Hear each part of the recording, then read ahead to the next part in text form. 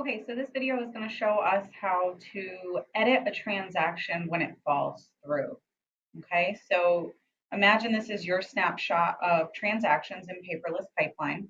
Okay, you can get it to it from your dashboard, go into Open Transactions. All right, I obviously see much more than the average person here because I can see the whole companies, but this would be listed and labeled with yourself. So then you'll want to go to the transaction that needs to be edited. So let's go into this one. Okay, so you can see the old purchase contract down here. However, this particular transaction had fallen through. So we have a new purchase contract and we have a new buyer. So how do we edit this? This should be edited when the first one falls through. So you go up here to the top left to edit transaction. You'll change the status from listed, or at that point it might have been pending, and we go to fell through, and then you hit save. When you do this, it'll bring up a new checklist that says cancellation and release.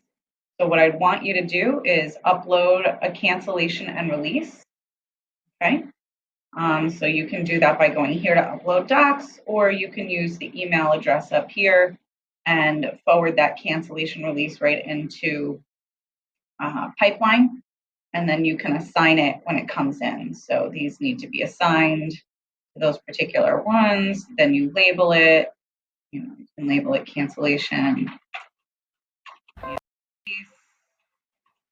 and you hit assign doc, okay? So we'll go back into the transaction that we were editing. So, to note, so this is good that you see this. When it goes into the fell through status, it gets removed from your active transactions. It still exists, you just have to search for it. So you can call it McLean, and it'll pop right up, or you can call it 590 Curry Bush. You can type in the address, and it'll pop up, okay? So go on back in, upload that document, and then what I want you to do is I want you to change everything in here that had to do with the old contract, and I want you to relabel it. So you click the little gear, hit edit doc. So this is just the old purchase contract. I just want you to label it canceled in front of it, canceled : purchase contract, and hit save. Okay. Ideally, you're going to want to merge all these into one. So say we did have, do this as an example. This isn't the actual cancellation and release. So this is no idea. Pretend this pre-qual is cancellation and release.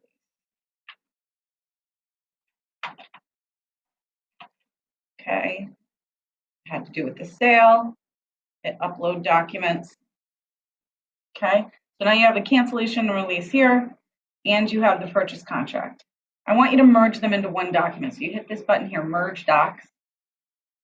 What are you going to call it? We're going to call it canceled all documents. Okay, and then you click cancel purchase contract, cancellation release.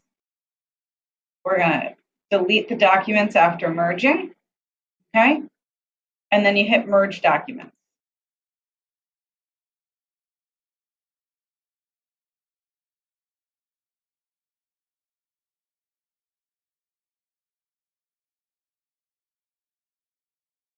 Sometimes it takes a little while. There you go. And so now we have one document that just says canceled. Now, I'll come in as the admin and I'll check seller fell through. And you can now change the status back to listed and hit save. Then, and you've got all of these, I'll delete these for you because we don't need a new checklist to pop up. Okay, those checklists automatically get applied.